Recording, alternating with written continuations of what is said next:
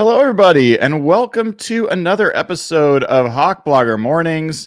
Yes, it is 2 o'clock in the afternoon in Seattle, but as I've said a number of times, it is the morning for Rob Staton over there across the pond, and it's time. It is time for the second Seahawks Draft Roundtable featuring Griffin Sturgeon at CMikeSpinMove on Twitter. Welcome to the show, Griff. How you doing? Doing all right. Thanks for having me back.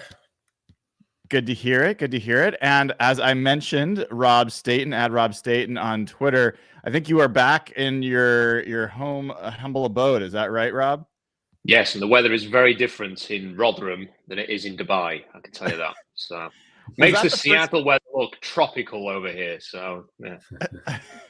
Was that the first time you had been to Dubai, or is that a normal spot for you guys? No, we've been a few times. We try and go whenever we can because it's, you know, that you guys can travel to, let's say, I don't know, Arizona or Vegas or I don't know, California. I've never been to those places, so I don't know where the ideal destination is. But we don't have anywhere like that in England. London is not exactly Nevada, so we have to fly somewhere. And the best place to guarantee the sun is Dubai. Got it. Never been. It seems pretty ritzy, and definitely gonna have to bend your ear about it at one point. Hear about that spot, but I know people are not here for travel blogging. They're here for Seahawks blogging. So there's a ton to get into this week. Lots of different storylines. Let's start with a little bit of Seahawks news. The Seahawks do sign Laken Tomlinson at guard, the long rumored vet signing at the guard position. And I'm curious. Let's start with you, Rob. Do you think that this changes anything for the Seahawks draft strategy? Do you think this alters where they might take a guard? Anything at all for you with the signing of Laken Tomlinson? I think it just gives them in their world, it gives them the flexibility probably to go best player available at certain spots, because they will feel like they have a body who can start a football game tomorrow if you needed to play one. I think from those who's on the outside, though, and probably internally as well, it shouldn't change anything because they have to get better than this. You know, Laken Tomlinson is a very durable player who can play a lot of football games and has got a good health record. But if we are relying on players like that to elevate Seattle's offensive line, then it ain't going to happen. So probably means that they don't have to reach for need in those sort of first three rounds. But I must admit that I've got my fingers very much crossed that they'll be drafting a guard who can beat out Laken Tomlinson and start week one. From your mouth to every Seahawks fan's ears. Griff, how about you? Anything different for you? What's your thought about the signing with Laken Tomlinson? No, I'm in lockstep with Rob there. It was a move they had to make. They had to bring somebody in through this wave of third wave of free agent cards to hedge the position. So they get some serviceability there. You know, beyond that, I don't think we should have any expectations. And it does allow it kind of, they're trying to hedge every position, it seems like, with some degree of competence. So it allows them to go BPA in the draft, I think. I don't know about you guys. I always wince a little bit when people say like the most notable thing about a player is their durability.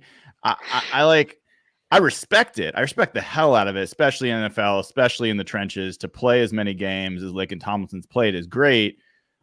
I don't think that guarantees you durability in the future. I mean, like, you're getting older. You played a lot of snaps. There's just as likely that you won't continue to be durable as you will. And it also implies maybe there's other things about your game that don't stand out that much. So that's kind of what we've heard with Laken Tomlinson. You can dive in a little deeper. The last couple of years certainly have not been his best film out there. Some would say that having Mr. Zach Wilson behind you hurts every offensive lineman, and that maybe having a little bit more competent play behind him would help his stock.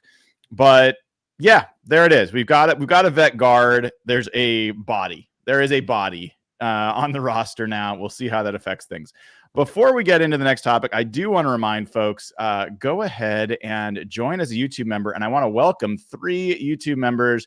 DT Cruiser, who became a club level member. Love having him aboard. Appreciate the support. as well as Jackson Knight, who just became a club level member. Really appreciate him on here. Club level, suite level folks, they get priority for questions during live shows. So when we can, we'll try to get 2 questions from those folks. And then Joseph Emmett also joined, Hawks Nest member, and Joseph is joining. He gets, just like everybody else, an emblem next to his name. So we will be able to respond to comments mostly after the show, but sometimes during the show as well. Really, really appreciate the support. If you want to join as a YouTube member, all you got to do, click the link. It is in the chat. It is in the description of the video, and it's a great way to support the show. If nothing else, give the show a like and click subscribe.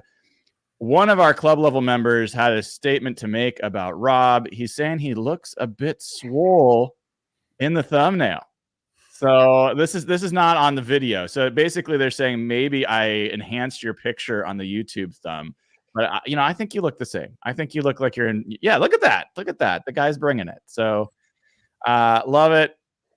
We have people that are listening to the show on their TV while watching the Masters on their laptop. So you're in competition for with the greatest golf competition known to man. So love that. Next question that, as we get to know each other a little bit better in terms of our philosophies, I think philosophies are important for understanding not just, hey, I like this guy better than the other, but how are you thinking about team building? Because I think that factors into all of these choices that we're making and that we're advocating for. So I'm curious, and Griff, I'll start with you on this one. When you think about building a championship, contending roster, where do you start? Are you a trenches first? Are you a quarterback first? Are you a skill player? Like, how do you think about assembling a championship roster? What's your priorities?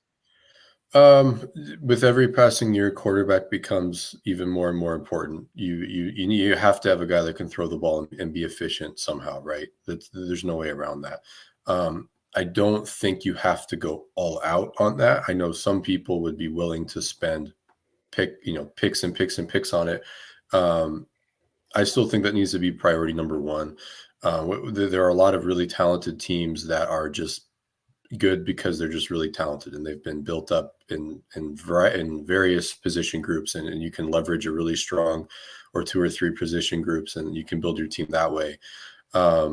It's kind of a cop-out answer. I think ultimately any given team should try to build relative to like what's in front of them and what can they maximize in the short term and the long term. I know that's kind of like wishy-washy language, is like, well, yeah, but I don't think there needs to be any one way, but ultimately it's talent everywhere and you have to have competence at worst at quarterback. Rob, how about you? How do you think about it? And it doesn't have to be like from where the Seahawks are right now, but in general, how do you think about prioritizing assembling a championship roster? I think it has to start with the trenches. Winning the battle in the trenches is how a team like the Jaguars with Blake Bortles at quarterback could and should have been in the Super Bowl a few years ago. So I think you have to prioritize the trenches, and I would invest. And I would set out. Obviously not going to force anything, but I would set out to invest as much resource as possible in that. I think you've got to get a quarterback. When you're watching quarterbacks, I want to see defining physical traits that mean that they can be a difference maker at quarterback. But I also want to watch every single third down that they've ever thrown in college football to see that when in those big moments when you need a conversion on third down, that they can do that. I think those are the things that I would look at. And I think the other thing is to build on the trenches argument, you need to find at least one pass rusher, whether that's a defensive tackle or a defensive end, who's a game changer. All of the top teams, whether you think of, look at the 2 teams in the Super Bowl, if you take Nick Bosa out of the Niners, they are a fraction of the effective team that they would be with him. Same with Chris Jones and the Chiefs. So you've got to find somebody like that. So that's sort of my mentality. If I was starting afresh with an expansion franchise, that's what I would set out to achieve. Yeah, that's interesting in that I think you and I are pretty similar on that, Rob. I'm like very clear-minded. It doesn't mean I'm right, but I'm very clear-minded about, for me, the ideal way to build a championship team is that you build from the trenches out and that the last position that you fill is quarterback.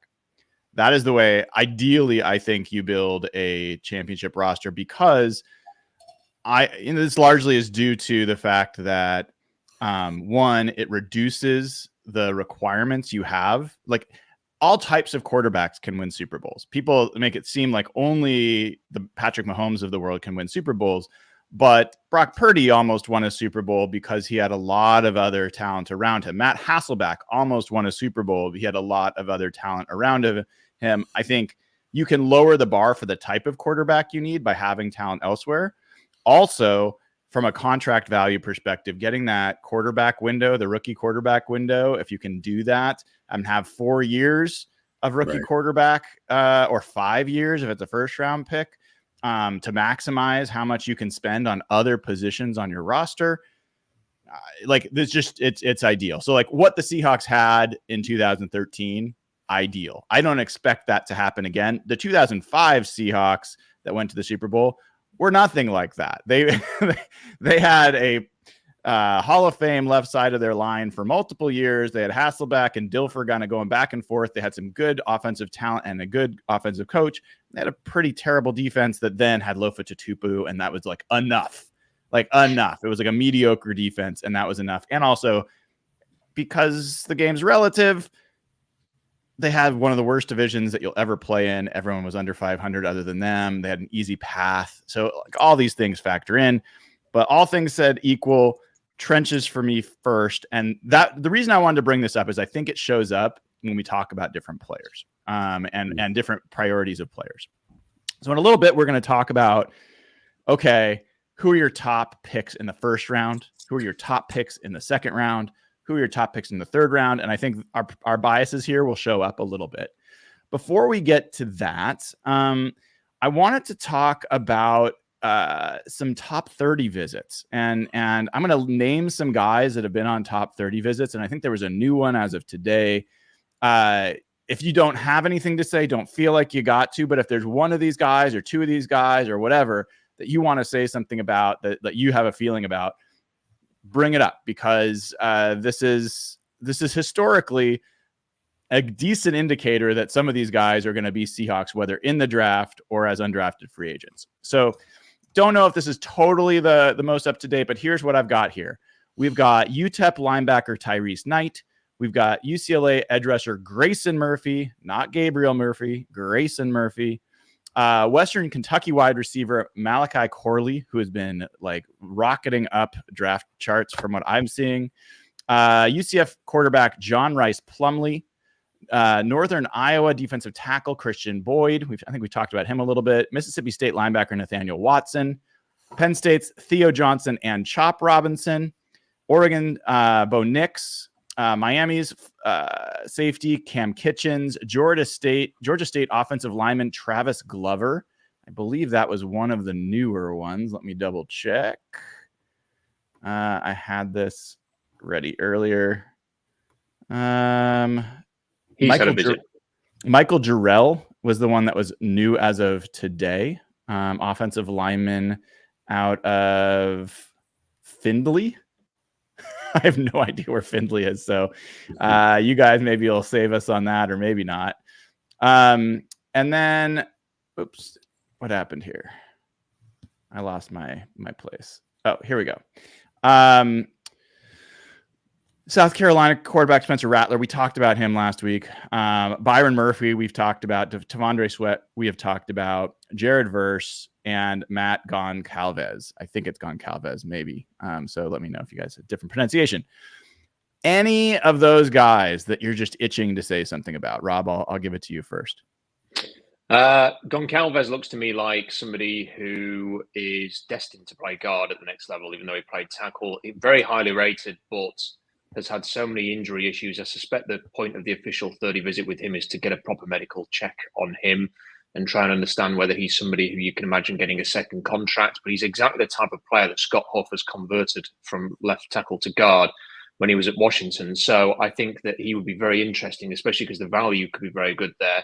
Cam Kitchens is a very interesting player because I think he's been highly overrated by the media during the college season when people were talking about him as a first-round pick. I mean, you just have to watch the game against Louisville. There was this horrendous play in space where he was isolated, towards the left sideline, and the receiver just left him for dead. I mean, he has limitations there, but if you play him up at the line of scrimmage, he can be effective. Great character guy, very serious individual. I imagine that they are perhaps wanting to get to know him a little bit more, because there's a chance that he could fall quite deep into day 3 with the way that he tested at the combine, having been previously expected to go a lot earlier. And I wonder if they're just sort of thinking, we want to have the most information about this guy possible. If all of a sudden he's there in the 4th or 5th round, and you sort of think there's some value to be had there. So that on him. Travis Glover's very explosive, so he's kind of an upside guy.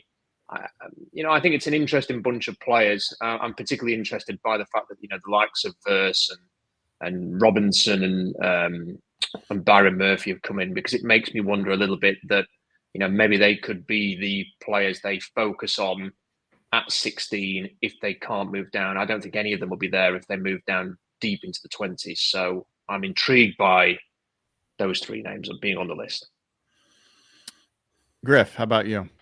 I'm interested by the, it seems like they have there's a delineation of like guys that could be there at 16 or a little bit later in the first. Then there's some mid-round options. And then it seems like they use their top 30 visits to court guys that they project to be undrafted, and they want to try to, woo them so that they sign with them as undrafted free agents.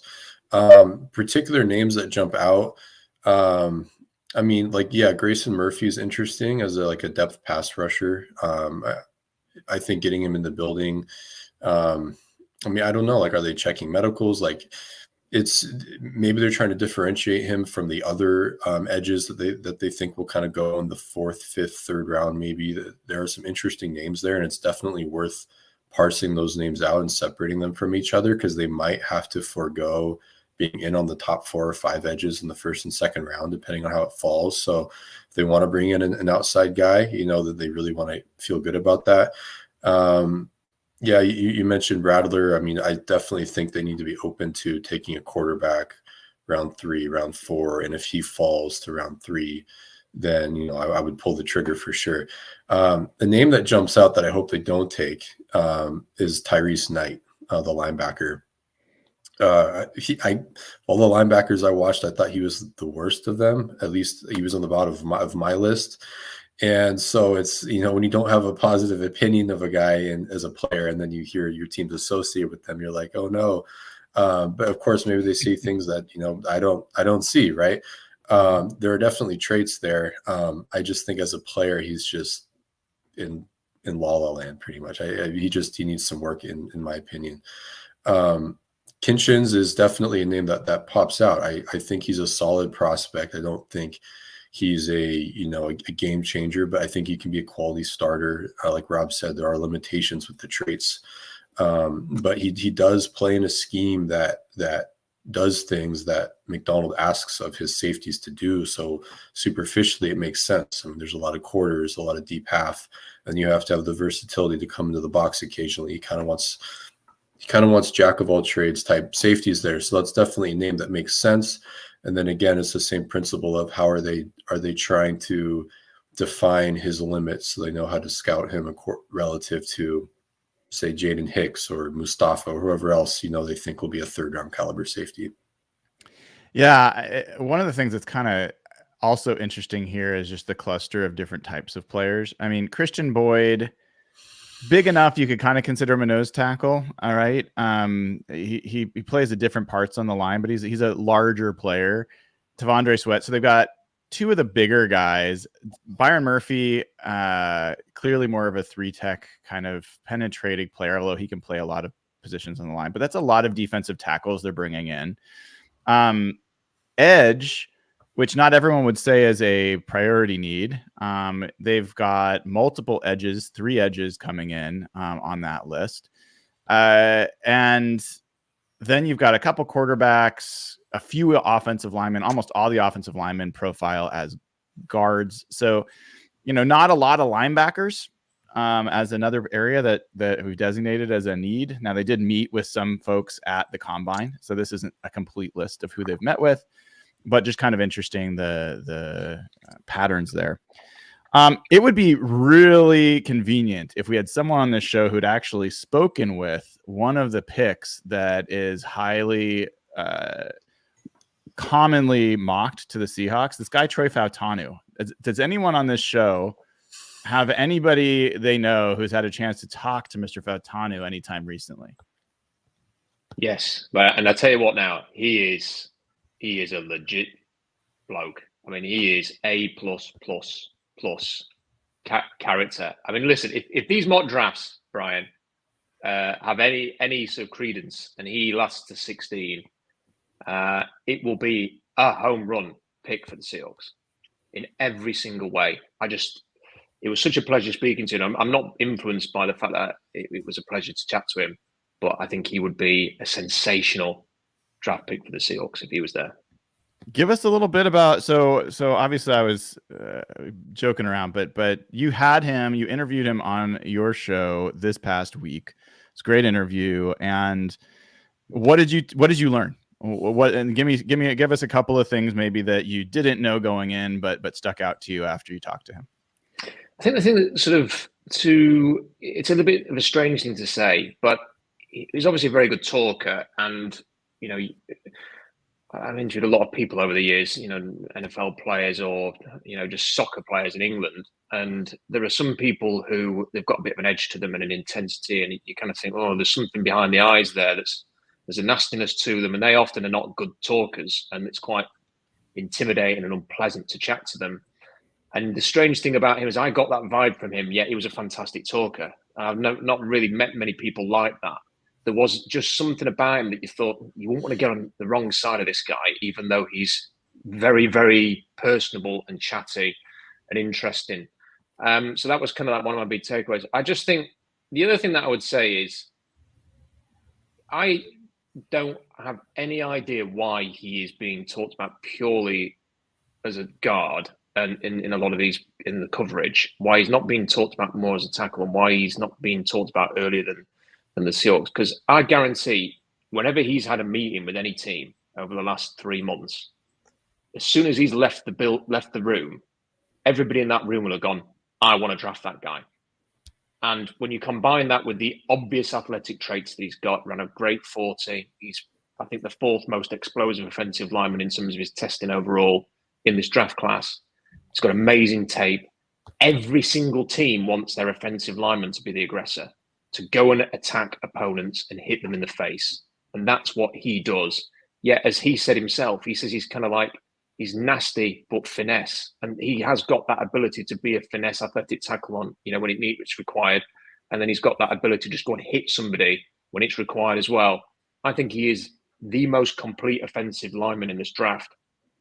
And if the Seahawks were to get him at 16, I'm pretty sure in 2, 3, 4 years' time, we'll be talking about him as one of the best offensive linemen in the NFL. And it'll be one of the best picks of John Schneider's tenure as GM. But I don't think he's going to be there at 16, I'm afraid. Yeah, there's some interesting things going on there. I was actually listening to a great Move the Sticks pod with Daniel Jeremiah and Bucky Brooks today.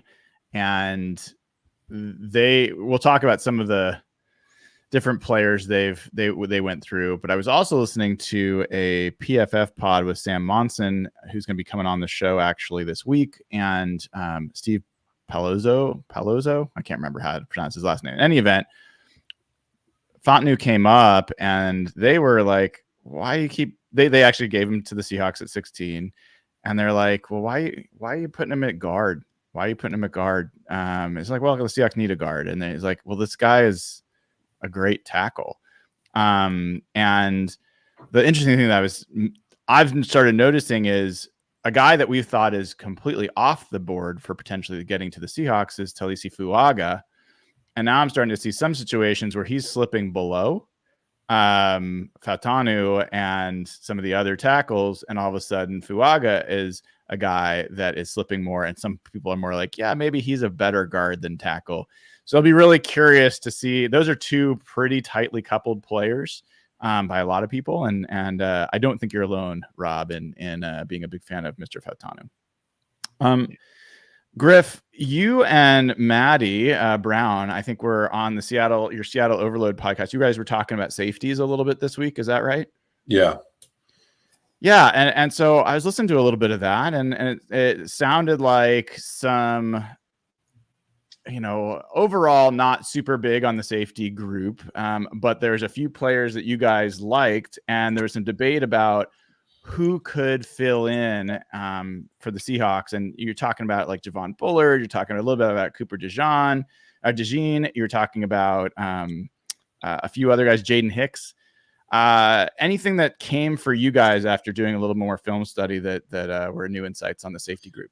Yeah, it was a really productive exercise because we had different notions coming in, like competing notions, and we had some disagreement and stuff, and we kind of met in the middle a little bit throughout the episode. I was higher on Nubin than he was. Nubin's speed is just simply a limiting factor. Now, like there are 10 safeties in the league right now that run a 4.6 that are really good safeties. And I think Nubin could definitely be one of those guys, but there are circumstances where it will come back to bite you a little bit. And I just wonder, my curiosity over the safeties is, I wonder what McDonald thinks and how he perceives those weaknesses, and does he care? If you look at Marcus Williams, I mean, I think he tested well, but he's 6'1", he's like 210. Kyle Hamilton is 6'3", 215. Of the guys that Baltimore has invested heavily in at safety, whether via free agency or draft, he values frame and density. And of the guys that have frame and density in this class, they did not test that great. And the guys that did test well don't really have his size. I think Bullard is a little different in that he plays well above his frame, and you can do a lot of things with him. So maybe McDonald will kind of relax his own personal preferences for height, length, and weight and everything with him. Otherwise, I'm wondering, does he want to take a chance on the guys that don't have as polished of tape and just go for traits in rounds 3, 4, and 5 and say, hey, I can coach this guy, mold him into anything, right? So I'm wondering what his philosophy is. I will say, though, my favorite safety is probably Bullard, followed by Nubin.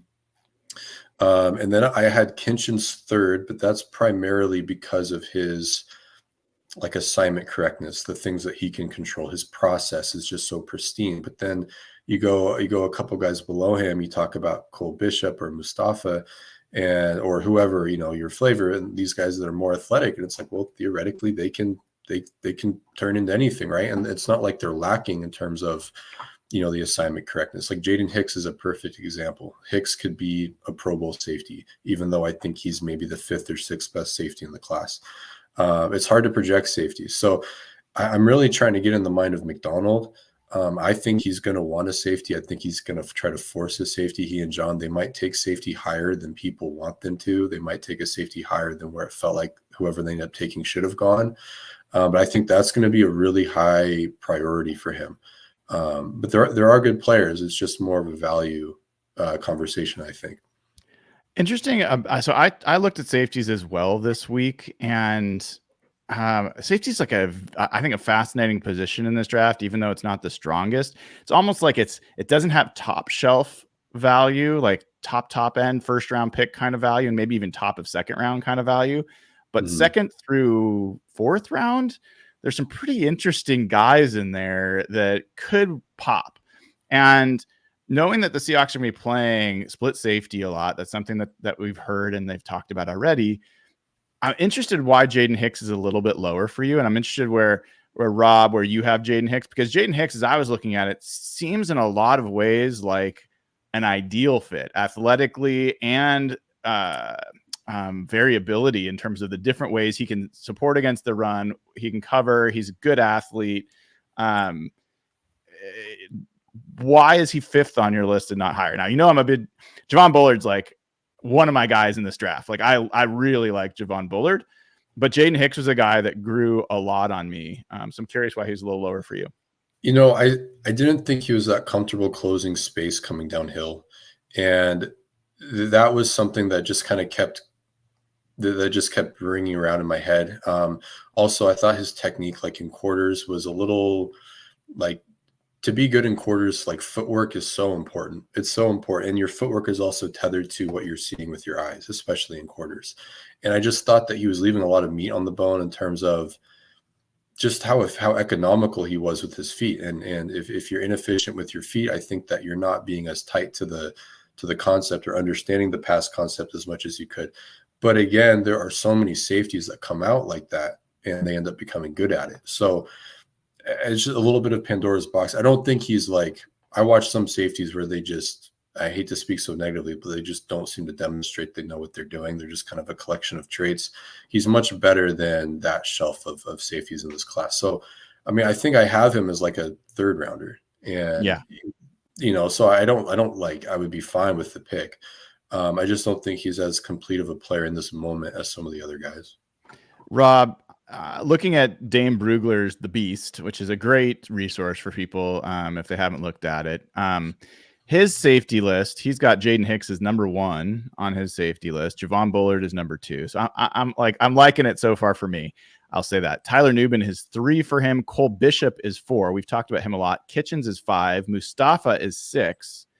Your guy, Dominique Hampton, is 9 on that list. So pretty high relative to some other places. She's also got Kalen Bullock from USC at 8. And I'm just kind of curious, how do you feel about that? Where does that jive with the way you see the safeties? I've got Nubin first, Bullard second. Nubin for me is just, I think he's a terrific player. I think he's a very much justified to be, the first safety off the board. His coverage grade was top in college football. 30% completion percentage on throws his way was top in the college football last year. So he's got some production there. I think the way that he plays, he's incredibly mature. Listening to him, he sounds like a 6-year veteran already. So I think a lot of teams are going to like him. Bullard, I just think is a sensational player. He's going to come up and eat you in the face, and is quick, and it's just, that can play a number of different roles, wear a number of different hats. I've got Malik Mustafa, who I think is Buda Baker, third.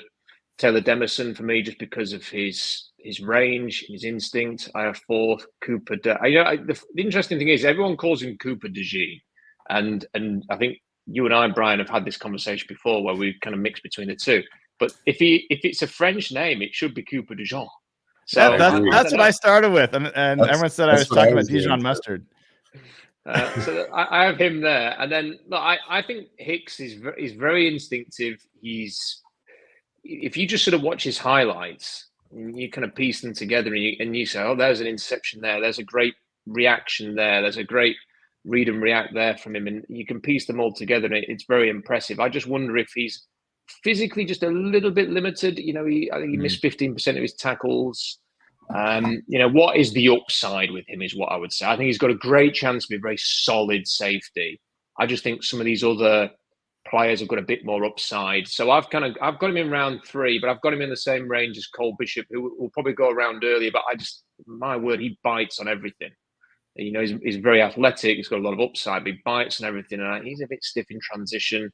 I think Oladapo at Oregon State's, as a run defender is very interesting. I think Tyke Smith, his versatility is quite interesting as well, quite flexible. So I think there's a good sort of 10 to 12 players who are going to go in that range that you were talking about, Brian, round 2 to round 4. And, I think they will draft one at some point, but I think you can get a good one, late round 3, early round 4. Yeah, for sure. One more guy on that list, and I'm not obsessed with safety, but is some recent conversation, so I wanted to touch on this. James Williams. So out of Miami, this guy is Cam Chancellor size. Like, I literally, when I was reading through it out loud on my show, and I'm like, 231 pounds, like that guy's not a safety. Like that people said that about Cam Chancellor, like he's a linebacker, he won't play safety. But when I saw Cam Chancellor play at Virginia Tech, I was like, this guy is amazing. Like, I was very excited. I have proof this is not a revisionist. So, but when I like James Williams, I'm not sure I see Cam Chancellor. So I'm not that you see that from anybody, but where do you guys see him? Is he a safety? Is he a linebacker? Are you interested in that player? Griff, I'll start with you on that one. Yeah, I am intrigued by him. And so when it comes to potential position conversion, Seattle kind of has an answer for all those tweener types, the safety linebacker tweener types schematically, in that their big nickel role, which Kyle Hamilton plays. the big nickel can have a safety background or can have a corner background. I think that's kind of where people are going with DeJean there a little bit, even though it's still a projection. If you're trying to find where James Williams fits, then you can talk about him as the big nickel, where a lot of what is asked of that guy is linebackery stuff, because they're involved in the run fit pretty directly. And then he can engage blocks with tight ends and receivers and stuff, and kind of not let that be an advantage for the offense. You win back that lost disadvantage with him. And then, like, in coverage, he has cover skills. It's just in a body that is, like you said, his frame, 6'4", 230. That only lends itself to so many things. But, like, he understands the game from a safety perspective. In the box, he is an impact player. I do think, though, that he can play a little high.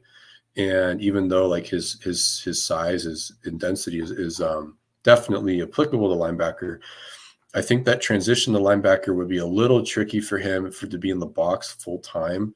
So I do think he can handle it, whereas I think some of the other guys, I have question marks about them living in the box, like Peyton Wilson, for example, very talented player, but he didn't spend a lot of time playing like pure linebacker for his school. I think James Williams, for example, would be a little bit more comfortable playing inside, being a true box player. But because of this big nickel position, they can kind of find the snaps to merit the pick. And that's definitely where I go with that. That doesn't mean he would be playing as much deep coverage as Kyle Hamilton would, but they don't have to. Whoever they deem to be their big nickel to cycle in and out with Devin Witherspoon, they don't have to come from the same like base position that Kyle Hamilton did. So I'm definitely intrigued with him through that lens. Any thoughts, Rob? Fourth round, and that's mainly because of his physical limitations. Just when you have a profile like he has, I think that sort of limits how high you can grade him to some extent. But I do think he's very interesting, because I think he can play. He's obviously got the size, so if you want to put him up in the box, he can come up and play good run defense, and he can hit people, and I think he's got that aspect to him. But you definitely see, I think, some better skills, in the post and stuff like that than you would expect from somebody his size. So I think it's a very interesting player. I don't think that he's necessarily somebody that you bring him in and you're wowed by the upside. But I think with a coach like McDonald, can probably put him into areas where he can be very effective. So I think he's definitely one of those players that when it gets to round 4, if they haven't addressed the position, I think he could be a really useful pick, and he kind of fits the mentality and perhaps the schematics that McDonald's looking for. So yeah, he's an interesting player. We are going to, in a second, talk to the fellas about their favorite options for the first round, their favorite options for the second round, and their favorite options for the third round. What would be A grade picks for those rounds? Now, I realize they don't have a second round pick, but play along with us, dream along with us. It's going to happen. We're going to talk about it. Before we do, I want to recommend, if you haven't already, join at patreon.com/hawkblogger. We've had a lot of folks join. Andrew B joined, Mark Boundy joined, Liz Sport joined. Patreon.com/hawkblogger. You get all the audio versions of this podcast only on patreon.com. And by the way, we're doing a mock draft madness tomorrow afternoon with Nathan Ernst and Jeff Simmons, where we are going to pick for every team. Each of us are going to take about 10 teams, and we're going to go through the draft. You're not going to want to miss that. Only way to get the audio version, patreon.com/hawkblogger. And you get access to the Slack channel where you can talk with hundreds of other folks in the community, talking and obsessing about Seahawks in the draft. So do that. And if you haven't, give the show a like, click subscribe. And while we're at it, go to Seahawks draft blog. I mean, you got to go to Rob's stuff. You got to go to Griff, Seattle Overload podcast. A lot of great stuff. Rob is also on at pucksports.com. We'll give those guys a chance to promote all their stuff as we go along, but lots of great Seahawks content, and want you to find it wherever it is and support everybody putting the time in. So now that we've gone through that, let's do it. I'm going to make it a little bit hard to start. We're going to start on hard mode. And that's where on the first round, I'm going to give you 3 A grades. You only can give an A grade to 3 players. And you don't get to preface it of if they trade back or if they stick. It is just who are 3 players that you would give an A grade to that the Seahawks could realistically draft. If you come out with Caleb Williams, fine, but I got to tell you, people are going to sneer at you. So like let's stick with credible answers, but you can decide what that means. And Rob, I'm going to give honors to you. Who are 3 players that if they, no matter what, if the Seahawks are called out, that's the card they turn in, you will say that is an A pick in the first round? 3 is really, really tricky. Hard so mode. the first 2 are obvious for me. So Troy Fautanu, I think, is destined to be one of the best defensive linemen in the NFL. We'll probably achieve that within a year. Taliesfuaga would be the other one. I just think, likewise. I mean, he's not got the upside that Fautanu has, but if you want someone who's just going to absolutely destroy people, whether that's at right tackle or at guard, then he's your man. And then the reason I'm pausing a little bit here is because I'm going to go with Chop Robinson just because I absolutely love his get-off. You know, I absolutely think that when you watch him, there's untapped potential there. There are aspects of him. I'm not saying he is Micah Parsons, but he does things that Micah Parsons does.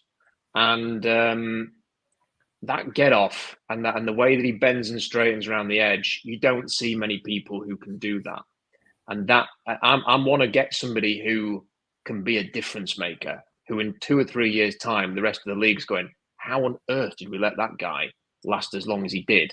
So that's what I'm looking for. And the reason I was torn a little bit is because the more of when I try and sort of judge what's like an A-star gold player, whatever we're saying here, I want traits and production. And Chop Robinson hasn't got the production, which is why I found it difficult. And why you'd be tempting to go with someone like Byron Murphy, because he's got great testing. He can play the 1 or the 3. You know, he was playing nose. They were shifting Tavondre Sweat out the way so he could play nose tackle. That's how good he is at holding and anchoring the line. And his pressure percentage was the best. His number of pressures was the best, I think, or the top 5. You know, this is a guy who's got production. So it was very tempting to sort of go in that direction. And I do like the idea of Byron Murphy. But I'm going to go with Chop Robinson just because I think he has got that X-factor ability to potentially be a difference maker. But the first 2 names are my I love it. Man crushers. It makes me smile. I was doing my edge rusher deep dive. I think it was Friday. I can't remember which day it was. And going through Lance Zierlein's grades for these guys, going through Dane Brugler's grades, PFF grades, just going through a bunch of different places. And Chop Robinson, the comp from Lance Zierlein was Micah Parsons. And I'm like, come on, dude. Like, come on. And I'm like, Micah Parsons was clearly more productive in college. And then I went and looked at Micah Parsons' college career. It was exactly the same. Middle linebacker. It was, he didn't do anything close to what he's done in the NFL and college. How often does that happen where a player has 5 sacks is the most he's accomplished in a college season and then becomes one of the best pass rushers in all of the NFL? I mean, there are players who did it. I think Daniil Hunter was one of those, you know, had a very, very, strange college career and then, lasted to round 3 and has ended up being a fantastic player. And Micah Parsons was unique because when I was sort of studying that draft, he actually, there's footage of him in high school and he was practicing before he committed to Penn State at running back, at receiver, at linebacker, at edge rusher. You know, he was pretty much a positionless player. And Penn State played him as an orthodox middle linebacker. And then the Cowboys took him and almost by coincidence, I think, I'm not an expert on the Cowboys, but I think they basically put him on the line because they got an injury to somebody and the rest is history. So you do sometimes, these weird things kind of happen. There's just something about Robinson's get off. If that burst and that speed off the edge, and then the way that the balance that he just rounds the edge and strains the quarterback. I think we've got a great defensive-minded head coach now. Mm-hmm. So if you can turn him, look what he did with Kyle Van Noy and bloody Jadeveon Clowney, for God's sake. So, and also, who was the guy? Jason Owe? They drafted in the first round. Ofe. Sorry, he used to be called Jason. When he was going into the draft, he was called Jason. So he was basically just a non-factor for the Ravens in the first 2 years. Last year, I think his PFF grade was something like an 80 point something, and he was in the top 5. They're going to make him like their key edge rusher next year. So he's taken somebody like that, who was also from Penn State, and also had some of the similar traits, and turned him into a really useful player. So if they drafted him, that's the kind of hope I would have with him. Love it. Griff, You're going second here. You're going to get honors in the second round, by the way, but you go second here. Yeah, I think I'm either Fautanu or Fuaga dropping, maybe Barton. But to steer away from interior offensive line, I think the third guy that I would just be, for my own, I love watching this guy. I think he's going to be a great player, irrespective of need, everything. I'm a Johnny Newton guy, man. So I just think he's a complete player. He honestly, some of the stuff he does, he blows me away.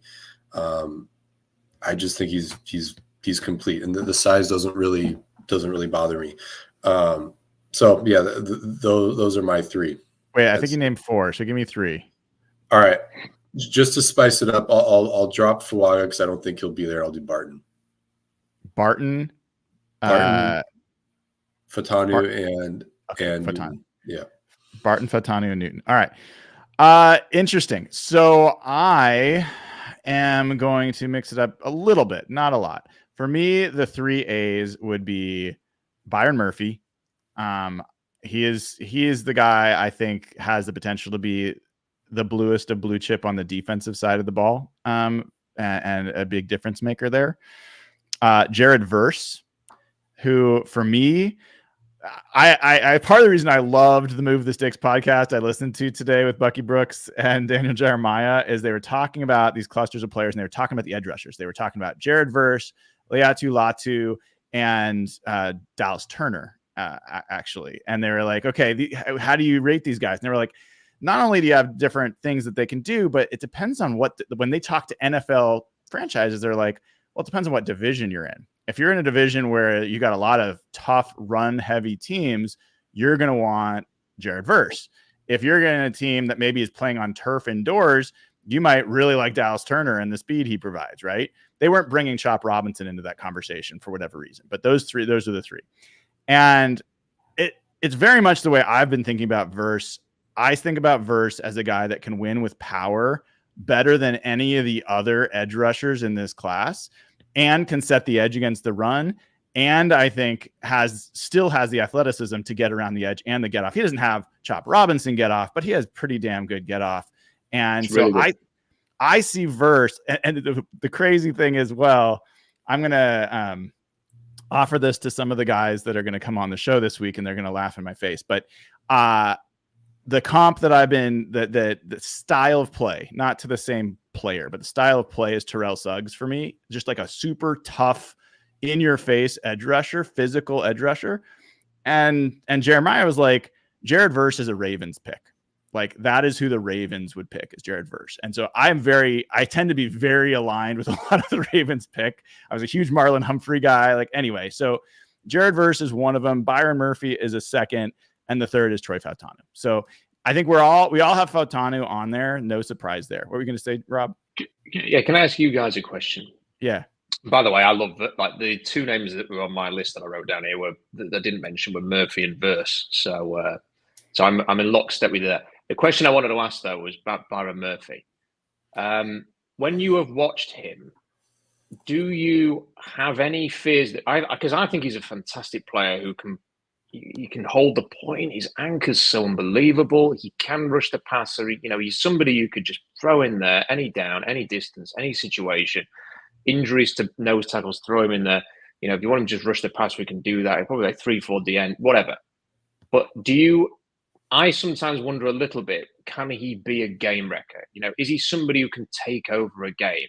Because there's a lot of disruption in there. Not as much finishing production. I sometimes watch him and think he's like a more athletic Sheldon Rankins. And Sheldon Rankins has had a decent career and it's still going now, but he's not been a game wrecker. And the only thing I worry a little bit with Byron Murphy is that somebody who's just going to be really solid and good and, for a few years, but is never going to sort of strike fear into an opponent. That he's probably a can't miss player. But is he going to be able to take over games? And I wondered how you feel about sort of that thought as you've watched him. Griff, do you have any thoughts on that? I mean, I'm happy to I can jump in really quick. I mean, I think I can answer that question for myself and with that comparison. I think he can be a slightly better Grady Jarrett. So, I mean, Grady Jarrett's giving a lot of pass rush production, that squatty, explosive, vertical, but he's also agile as well. And a lot of, I think, like Rob, like a lot of the lack of like pure game wrecking and like peak production is because he's playing so much nose tackle. The angles aren't that favorable. And it's so impressive that he's getting the pass rush production, like the pressures, getting to the backfield from the A gap. But if he spent more time developing as a true 3 technique in the B gap, I think in time we'd see that. And that's what Grady Jarrett's career arc was like. He spent so much time playing nose tackle for Clemson, knifing gaps all day long. But then him moving out to 3 technique unlocked everything that he had. And I think that Murphy can have a similar career arc, but be even better than that. So, yeah, you took some of the words out of my mouth. The other thing I'd add is I've heard, maybe even from this crew, but I've heard from other folks, well, it's hard to judge Murphy because like Newton didn't have Tavondre Sweat next to him. So Newton, did this all on his own. How can you say that with Murphy? Sweat was not on the field a lot. There a lot of times Sweat was, and a perfect example, watch the UW playoff game, and Sweat's on the sideline quite a bit in that game. And Murphy was a handful for the best offensive line in college football throughout that game. And when I see his physical traits and his twitchiness at that size, which I think he can put on more weight and you wouldn't even notice, like he just can carry the weight. And then you put him with Mike McDonald and like Leslie Frazier, I get really excited about what his top shelf is. I know you're a Newton guy and maybe it's fun if we argue about it, but I like my concern with Newton is I feel where you don't have concerns about the weight.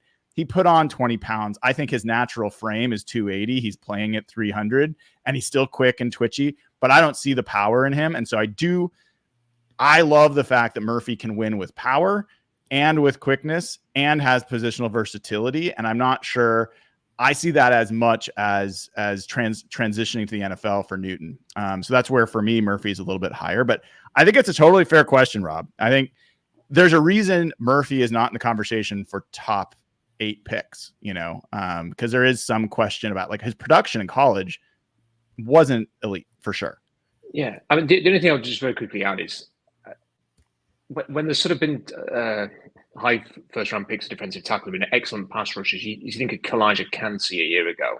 Mm-hmm. Regardless of whether you liked him or not, he had very easy, quick wins. With a burst, swim move in the backfield. And Newton does that. In fairness, to be honest, there's some quick, easy wins there. And that was the only thing that I kind of wanted to see a bit more of Murphy. I wanted to see bam, snap, swim move, hit the quarterback, sack. And it seems like a lot of the best pass rushing defensive tackles have had that in college. And when you watch the tape with Murphy, it's very hard to find those, like his best games, like Alabama, for example, and stuff like that. It's like he's a warrior, but it's not because, oh my word, he's just absolutely hammered that center or that guard, got into the backfield, made a huge play, bam, sack, fumble, turnover. There's just not that many of those types of plays. Yeah, no, I think it's a fair question to bring up. So let's do this. I'm going to give us a 1A. If the Seahawks trade back to the mid-20s, because if we're going to do second-round picks, we have to assume that they're trading back likely to at least the mid-20s in order to get a second-round pick. Are there a couple of players, I'll give you 2, that you haven't already named, that you would give an A to at the mid-20s? I'll go first. I'll give you guys a chance to think about this because I didn't prep you on it. So for me, Graham Barton's an A in that territory. I am starting to believe Graham Barton is going to go in the top 20. I think he is pushing up the board to where he won't be available there. But for me, I really like how he profiles at guard. And I think there's a lot of things I like about him. But as far as, especially if you're going to run outside zone, I think he is a guy that can hit on the move and is like one of the best athletes at guard in this draft. So I really like him.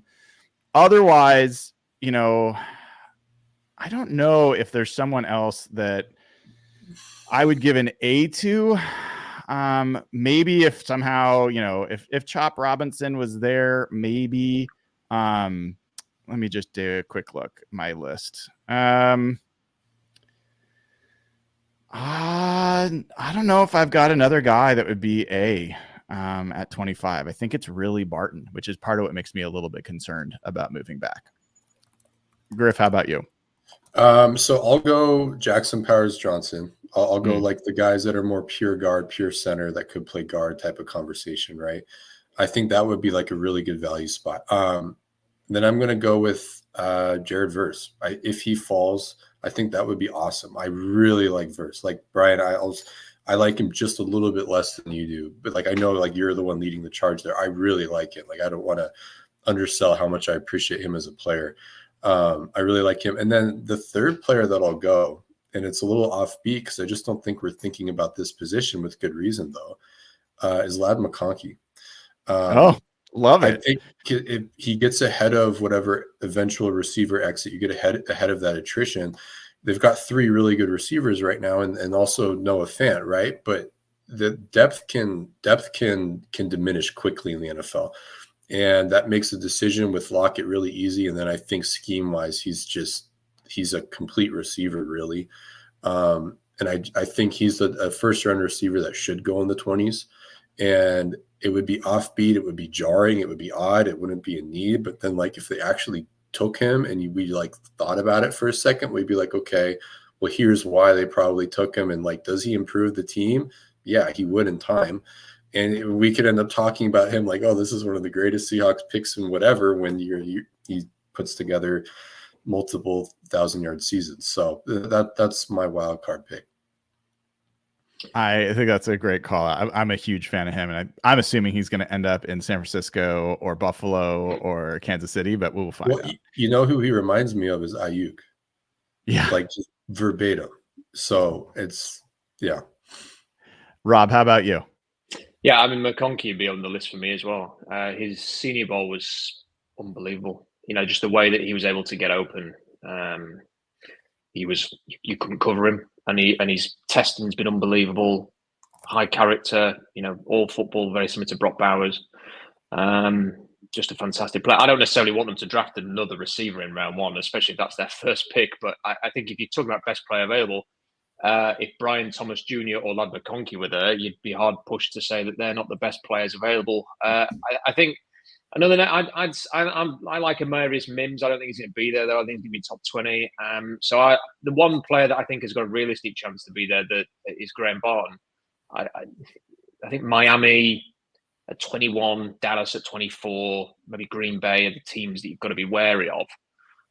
But if he was there in that range, I think he'd be a player that if you took him and addressed your offensive line, a player can play any position. You know, I'd actually quite like to see them use him at centre because I think that might be his best position. But I think he's actually got very similar traits to Steve Hutchinson. They're very similarly sized, both had short arms. So I'd be very interested in that. Smart dude too. A lot I've learned to like about him.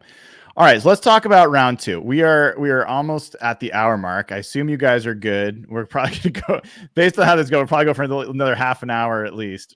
So let me know if that's too much. But let's talk second round. So let's assume by hook or by crook, the Seahawks have gotten a second round pick. We're not going to talk about, assume it's not in the first half of the second round. So a figure you're talking second half of the second round is probably the most realistic if they're going to get a second round pick.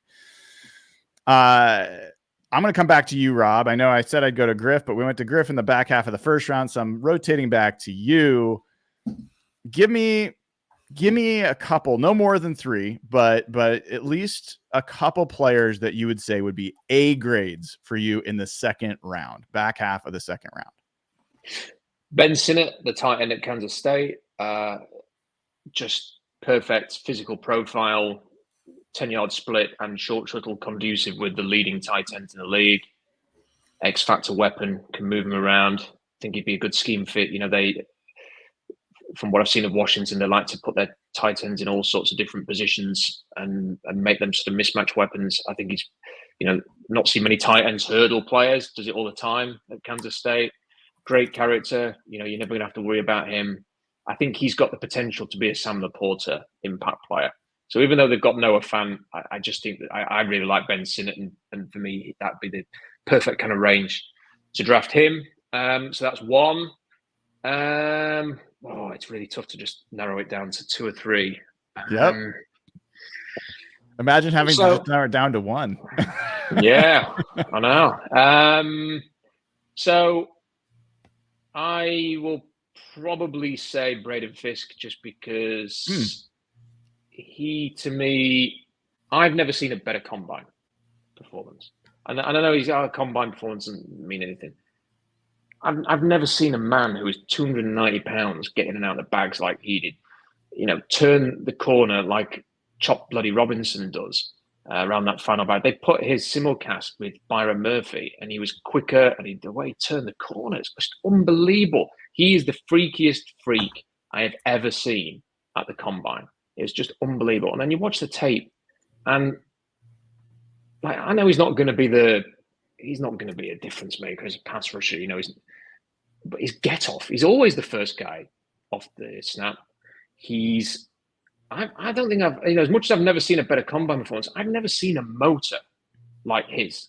Like he is non-stop. I don't know how the guy does it. I'm tired watching him.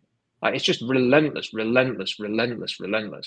So while acknowledging he's never going to be a 10 to 12 sack specialist, I just think the upside and the motor and the attitude and A+ character and everything like that, he does tick a lot of boxes. The one concern and the reason why I would perhaps veer away from him is just he has got a horrendous medical history. It's comparable to Peyton Wilson's. So for that reason, I might, if I had the medical info that Seattle had, he might not even be on my board, or he might be dropping him down at round 3 or round 4. And if that was the case, then I'd be going to probably TJ Tampa, the cornerback. TJ Tampa, Ben Sinnott, and Braden Fisk. Those are your 3, yes? All right, Griff, how about you? Man, it's like raw. It's hard to narrow down to 3. There's like, I feel like I could only be comfortable answering this question with like 5 guys, but the first one I'll go. is and this is influenced by need a little bit, but Junior Colson. I think that's just kind of it's a combination of good player. It's what they need. It makes the rest of the roster relax a little bit. Like your weaknesses become less important just because I think he just, he solves a lot of problems, just his presence. I really appreciate him as a player. And then I think second, I'm going to go Michael Hall Jr. First round talent for sure. First round tape often, not all the time. The traits, through a certain lens, he's safer than the top 2 guys just because of the height and the length and everything. His movement skills are insane. Like that one dimension of athleticism that you can see but you can't measure, like coordination. It's just he's got all of it. Like he moves so fluidly. And then the last guy, keep waffling back and forth. I want to say one of the safeties, but I'm going to go Cooper Beebe. I think he's a really high quality guard. Run in, pass. His feet are way too quick for a man of his frame. And he knows what he's doing too. Like he doesn't over rely on a certain move. A lot of guards get into trouble because they over rely on their long arm move or their stab, and then they give up the outside. I don't see him giving up the outside. Then his anchor's legit. He can really just drop the anchor and stop guys, stall guys. And I see flexibility too. So he's working in all dimensions. So yeah, I'll go BB. Those 3. This is interesting. I see the draft on the interior offensive line. As much as I think we're all aligned on how big of an issue that is for the Seahawks. I see 3 players in the first round, Fuaga, Barton, Fautanu, that I'd be very excited that could really upgrade the quality of that line. And then for me, I don't see a guy I'd be giving an A grade to in the second round. There are guys in the 3rd and 4th round that I'd start getting excited about. And BB's like a guy that I haven't quite gotten there yet. So like I'm more excited about like Dominic Pooney in the 3rd round than I am about Cooper Beebe in the 2nd, if that makes any sense. Well, totally. But like it's an interesting like and some of this is like absolutely ridiculous because I was spitting fire when the Seahawks picked Kenneth Walker and Boye Mafe in the second round because I wanted Abe Lucas. And then they pick him in the third round. So they end up with like, I mean, if they had picked Mafe in the third round or whatever, I would have been fine. So wherever they can get the guys, great. But that's kind of how I'm seeing things fall. So for me, second round guys that would get A, you name Michael Hall Jr. For me, that's an A. Definitely one of my favorite guys in this draft. From there, like, this is probably more controversial, but I'm still going to stick with it. I still think T'Vondre Sweat for me is a guy that I would be very excited to add. My current like hope, my like dream for the Seahawks is somehow that they come out of this draft with Graham Barton, Michael Hall Jr., and T'Vondre Sweat. And wherever they can get those three guys, I would be very excited about. But despite the questions around him, I still feel like the potential impact and the fact that he is a 1 of 1 in this class, and I think 1 of 1 in a number of classes for the nose tackle position, I think he changes the equation with playing teams like the 49ers from day one. And I don't know that there's almost any other player in this draft that I can make that case for. So he still is up there for me. I realize why that's controversial, but I'm sticking with it. Another guy that I'm going to add to the list that I become more intrigued with, he probably won't be available at this point right now at late second, is Marshawn Kneeland. I think he's a really interesting edge player. I'm going to break my own rule and say, like, I was kind of debating back and forth between him and Austin from Kansas. Like, they're both really interesting developmental edges with upside. But I just really think Kneeland's an interesting dude. And so he would be my third that I would be pretty excited about in the late second round. Can we spend a second talking about Marshawn Kneeland? Because I've just spent the whole day watching him. So I think he is a far more interesting player than I initially did on the first review. Because how big is he? He's like 267, 270 pounds, isn't he? But he drops probably better than any outside linebacker prospect in this entire draft, and he's 270 pounds. Like, the way that he drops in coverage is unbelievable. His agility, 418, is Max Crosby level agility, but with 20 extra pounds or 15 extra pounds on Max Crosby. The only problem is he hasn't got that burst off the edge. Like, his split and his 40 is not very, very good. And yet that does show up sometimes. But as a power rusher, he's fantastic. And the way that he drops is sensational. And the one thing, Brian, it's funny that you were mentioning that Jared Verse is very much a Raven. When I was watching him today, I just kept thinking, this guy's a Raven. And now that you mentioned that about Verse as well, I do wonder a little bit whether if the Seahawks, in let's just imagine a scenario where they had the heart set on Verse at 16 or whatever, and if they didn't get him, whether they might pivot to Marshawn Kneeland. And I just wonder, actually, guys, I was going to say this. I wonder a little bit whether if they trade down into the 20s or the 30s, if the surprise John Schneider's shocked everybody pick could be Marshawn Kneeland. They bet with him at the combine. So this isn't like out of the blue. They met with him at the combine. Yeah. I don't think, if you look at Schneider's draft tendencies, the position he's drafted most is wide receiver, 17 times. The position he's drafted the second most is edge, 16 times. So, and he drafts edge early, consistently. Yeah. So, yeah, I don't think that's crazy at all. They've definitely been meeting with these guys. So, yeah, I don't think that's crazy at all. Griff, were you going to say something before I cut you off? Sorry. No. This is cheating a little bit, but I get to do that because I'm guiding us through this. I mentioned Austin Booker was the other guy that I was kind of debating between. And I just started learning about this guy in the last week and watching him play. He is super developmental. Like, you're definitely betting on what he can be. And from a size perspective, you know, he's 240 pounds. So he's going to have to put on a lot of weight, but he's 6'4.5", almost 34-inch arms. had a ton of like interesting production in the time he was there. And one of the most common comparisons for him is Max Crosby. Like a lot of folks have said, multiple different folks have said, if someone's going to become Max Crosby out of this draft, it's going to be Austin Booker. I'm curious how you guys feel about Austin Booker. I think his tape is good to give you sort of like an idea on what. Well, that's interesting.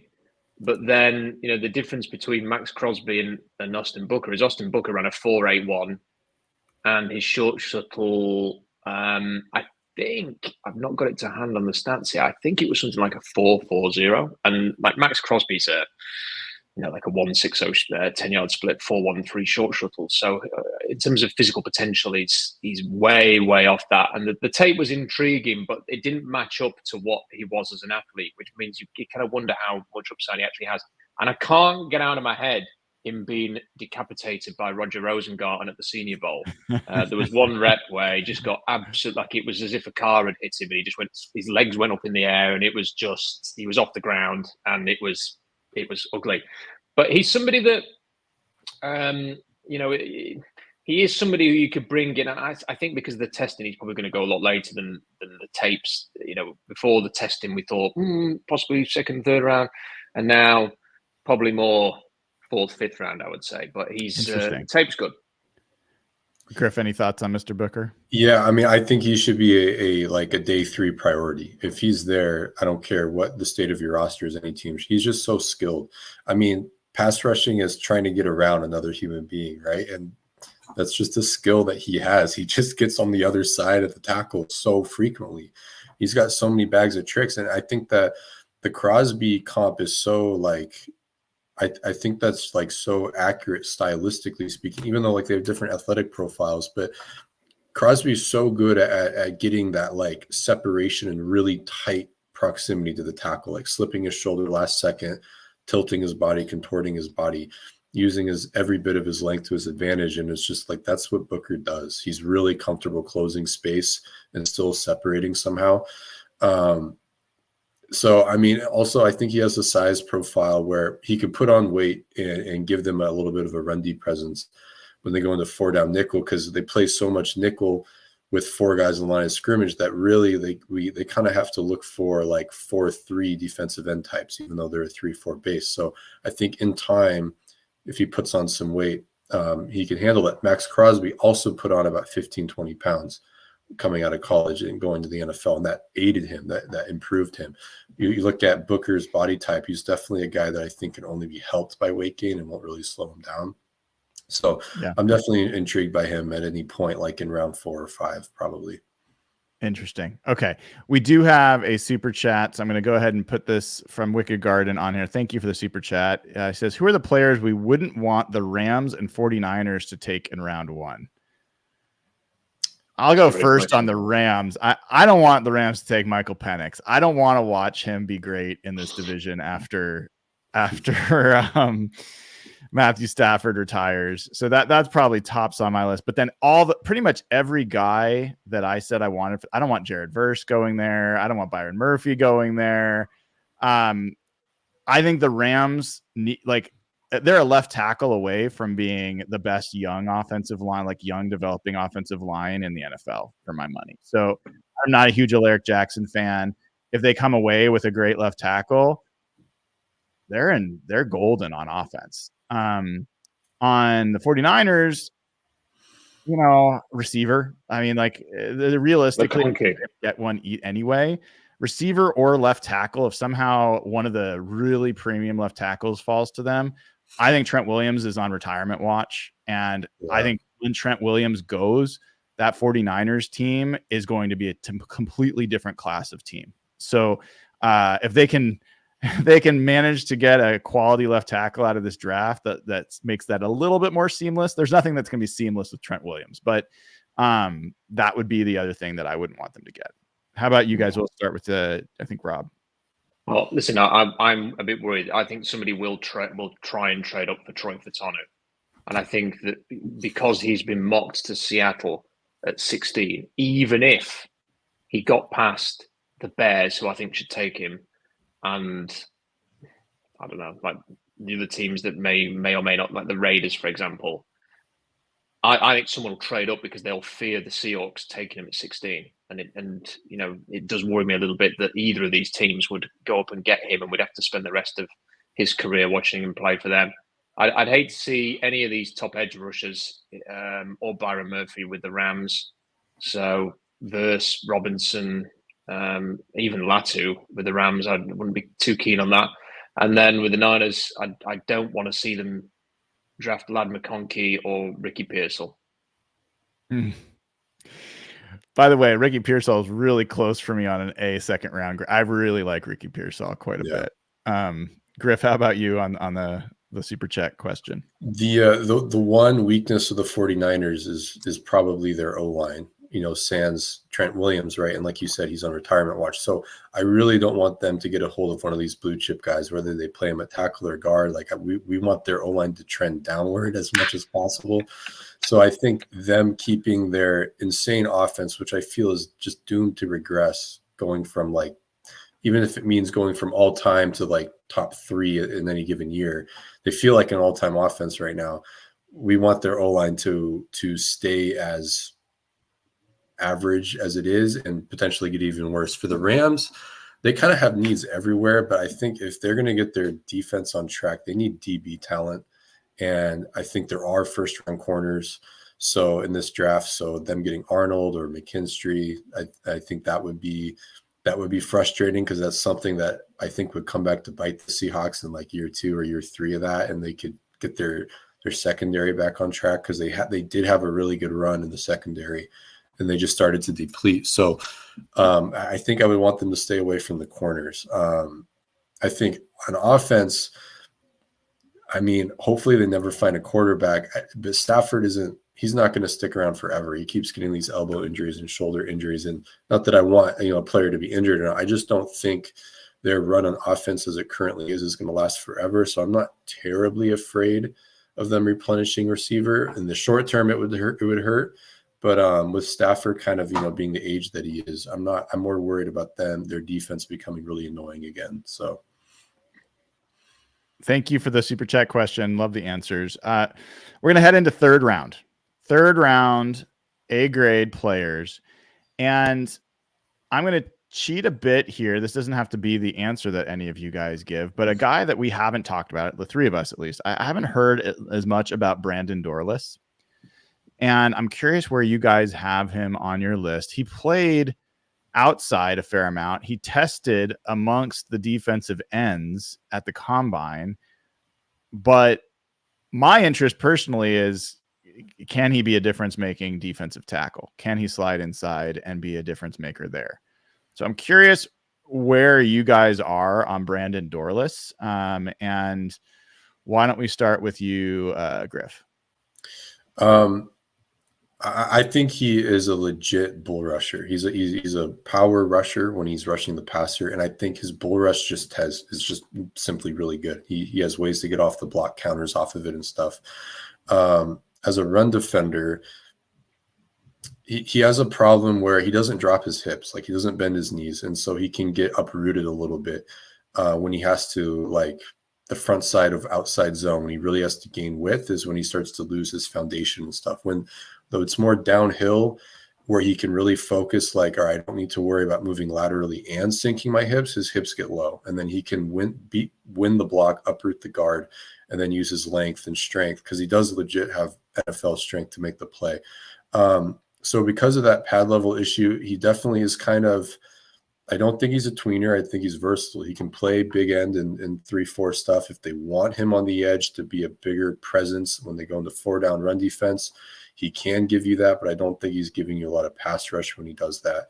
I think that if they can keep doubles off of him, he can be a serviceable 3 technique in run defense, as well as a 4-eye or 4, depending on the front. And then so long as he's serviceable, you can reap the benefits of his pass rush. And I do think he's a pass rusher. I do think he is a good pass rusher.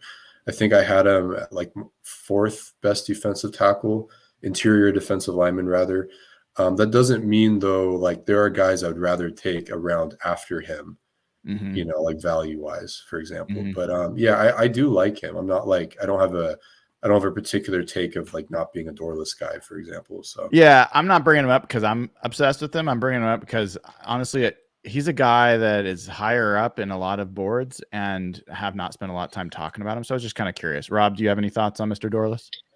I find him one of the more confusing players because you can watch his sort of splash plays and really buy into him. And there are offensive linemen out there who've been asked who's the toughest player you've played in college football, and they've said Brandon Dorlus. And you think, wow, well, and then I'll go and watch a game off the back of that, and then you come away feeling somewhat underwhelmed. And then you look at his testing profile, and he has unbelievable speed for a man of his size. He ran like a 4.85. I think he had a 1.68 10-yard split, which at his size is remarkable. It's really good. And then he ran a 4.85 short shuttle, which is horrendous. So how can he be extremely quick and sudden in his burst and his acceleration, but have no agility and change of direction skills? He's a walking contradiction in that his high points are very high, but overall I found his tape quite average at times as well. Yeah. All right. Helpful. Yeah. Go ahead, Griff. I was just gonna say, like, I agree with those weaknesses. If he figures his game out, I think he can be a Calais Campbell type player. Wow. Maybe more the Cardinal, because he became a different player in Jacksonville. He was more productive against the pass. If he can really kind of figure out his technique and be really consistent, I think that he can be a Calais Campbell type of player. Campbell he didn't test, his agility numbers weren't great either. And I was trying to think, what's a comp for this guy? And my mind just kind of settled on Campbell eventually, but it would take a while to get there. But I still think he has a high enough floor where like he's going to produce for whoever takes him. Okay, let's move into the third round. We're going to just do anywhere in the third round. Assume the Seahawks are not moving up from the pick they have, which is 81, is their third round pick. Who are three guys that you would give an A grade to in the third round? Griff, it's your turn to go first. Do you want to go first? You need a second. I think I've got a list. All right, let's do it. All right, so I'll go Cedric Gray, linebacker. And in this scenario, I'm going to try to force him at Mike and see what happens. I think he has a density for it. He's 236 at 6 foot. Roquan Smith is about the same size. So Roquan Smith is a little smaller for a middle linebacker, but the density's there. I see the density for Cedric. I think he's really twitched up. His short area movement is really good. He's just going to need to develop a little bit. He's going to need to see more NFL scheme or more NFL-esque things are asked of him. But I think he has the tools for it. I think there's a foundation of his game that suggests he wouldn't be a total project in taking on NFL assignments and everything. I also think he has the speed to carry a team. Like just a lot of guys, it's like you either do or you don't. So I would be cool with Cedric Gray. I think that's like right where he should go. The other one I'm going to go with is I'm going to go Mustafa. I don't think Nubin will be there. So whether or not he should, I just don't think he will. So I'm going to go Mustafa. I love his traits. I love how aggressive he is. When he sees something, he goes. He never hesitates. Even if he's wrong, it's like I like it when players are wrong early or right early, because if they have examples of being wrong early, but they also have examples of being right early, that means that they're trying to piece together what the offense is doing to inform them what to play. They're anticipating. That can be the downside of that as well. Are they just guessing across the board, right? But I think that he shows that he's right often enough that he actually knows what he's doing. He just needs to harness some of that play style. And then the tools, it's like he's hitting people. He can take on blocks for a 5'10" guy, stuff like that. So he's the second one.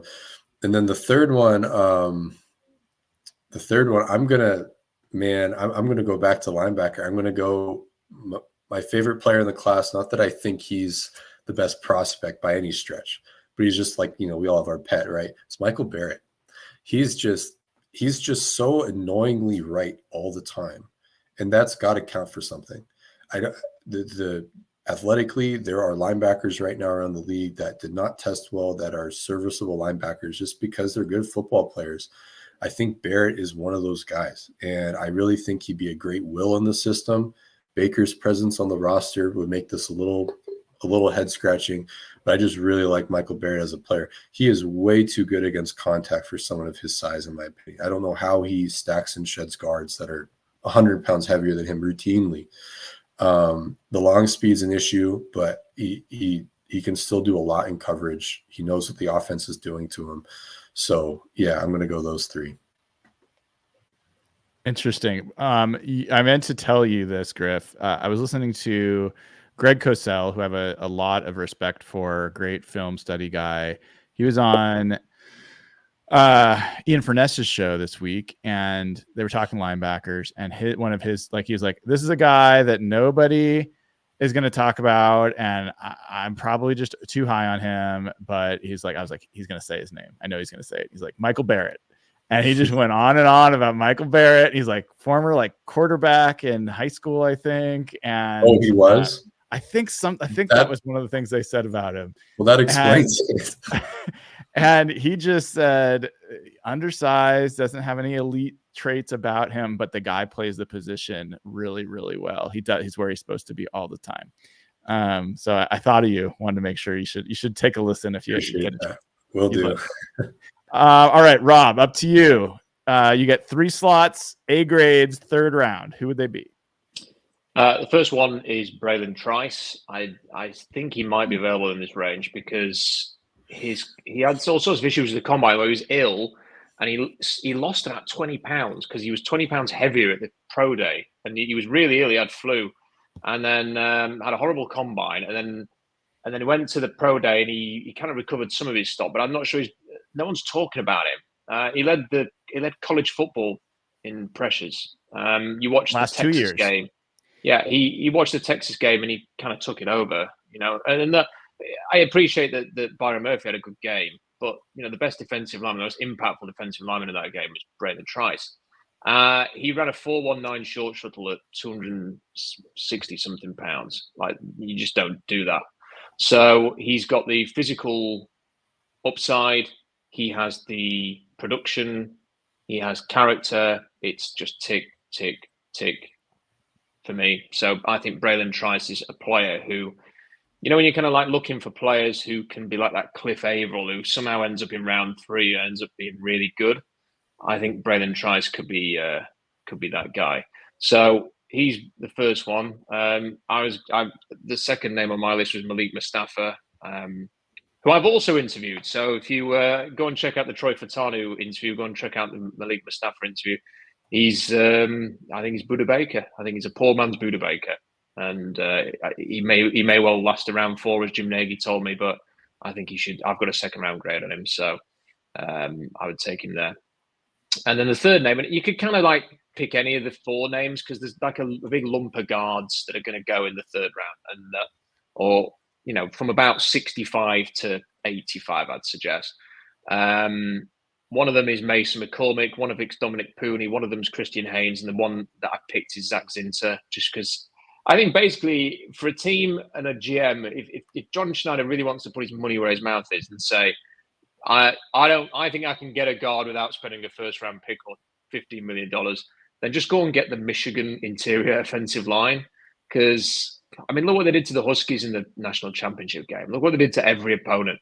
Trevor Keegan's probably going to go round 5, but he's kind of the same type of player, really. If you just want to be cheap at guard and go and get a productive guard who can do a job, then they're the guys that I'd be looking at. And Zach Zinter, for me, before his broken leg, was just physical, tough, no frills, nothing special as an athlete, just gets the job done. And I kind of like the idea of that. So that was Zach Zinter. That was Mustafa and Trice. I'm glad you brought up Trice. There's all these charts, these pass rush charts that are going out, and they're all meant to highlight Leatu Latu. They're meant to highlight Byron Murphy or, all these other guys. And in all these cases, you've got Braylon Trice up there in the same relative range as Jared Verse and some of these other guys in terms of pass rush win rate, in terms of pressures, in terms of all these other things. And he seems solidly a third round at highest now. It wasn't when the mock draft started a few months ago.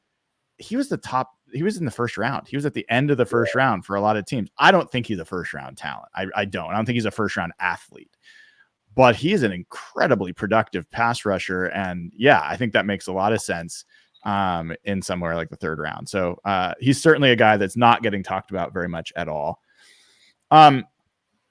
It gets hard for me at this point. I will admit it. I also caveat with all the guys that have already said, if they're available, right, would obviously be happy and give them a grade A if they're here. My guys, I think Javon Bullard would be one of them for me at this point. Like I really love his profile as an NFL player and as being an impactful player. I don't know if he would be available in the third round, but I have a feeling like the safeties may fall a little farther than people think. So maybe this is cheating to say that, but like Bullard for me would be a guy that could be in that range. Second, I had the same conversation in my head that Rob had. I was like, Zach Zinter, Dominic Pooney, and I kind of was going back and forth. Pooney wins out for me because I think he's a higher grade athlete and has the potential, if you needed him to, could be a tackle in some emergency situation. Zinter doesn't have that kind of positional flexibility. And so I will always bet on upside. And I think Zinter has a much higher floor, but I think he has a lower ceiling. And so earlier in the draft, I would want to try to get someone with a little higher ceiling. So Pooney wins out there. And then the third, really, this is probably maybe a little surprising to some. I think the wide receiver room in the third round, I think, is a sweet spot. And I'm not saying that the Seahawks should do this, but I would give them an A grade because I think it would be really wise to pull from this receiver group at the third round. I think if they did it in the first two picks, personally, I'd have a harder time. I love Ladd McConkey. I loved the conversation you guys had. I wouldn't be happy spending a first round pick or a second round pick on a receiver at this point.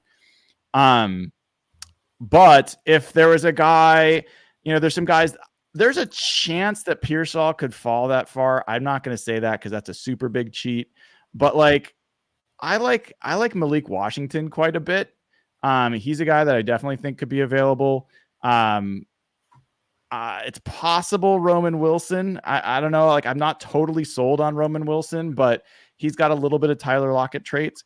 So I think I would be inclined if they had a receiver there that was top shelf. Those are a couple guys that kind of would stand out for me.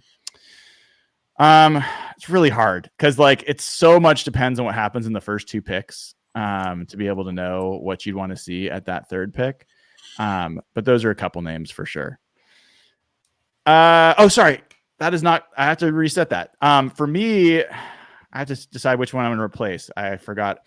Junior Colson for me is the A grade third round pick. And you might say that's crazy. I don't think he's a second round athlete. Like I mocked him to the Seahawks in the second round multiple times. And then as I watched, I don't think he's a second round talent. And so I think it's a reach in the second round. I think he's going to potentially be available in the third round. I think Edgerrin Cooper and some of these other guys may go ahead for them. Cedric Gray might even go ahead of him, just for whatever. Some people I think really like his game.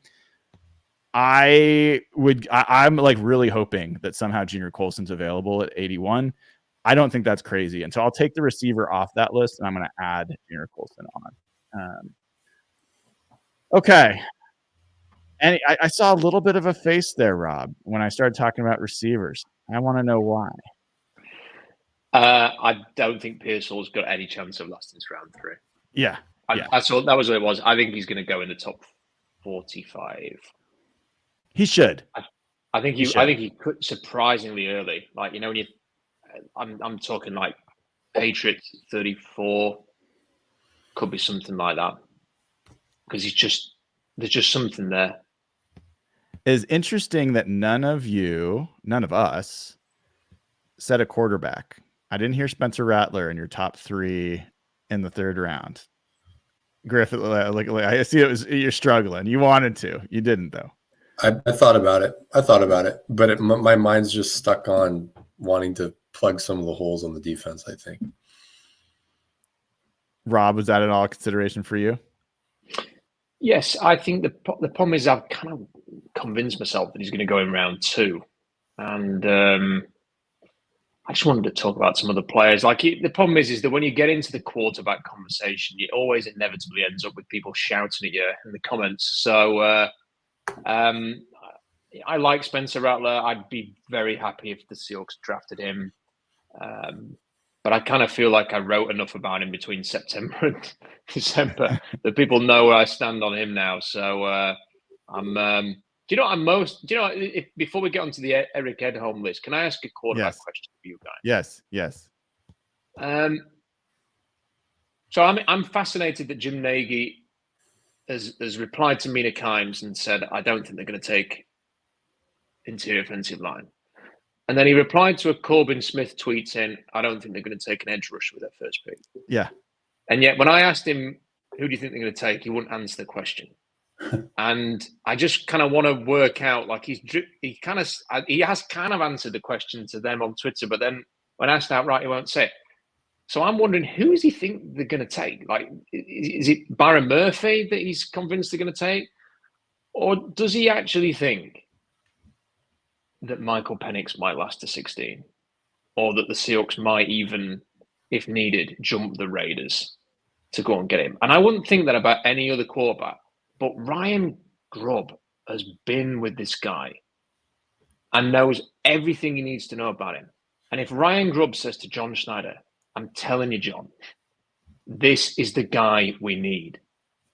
We need to bring this guy in. He will lead us to a Super Bowl. I'm telling you.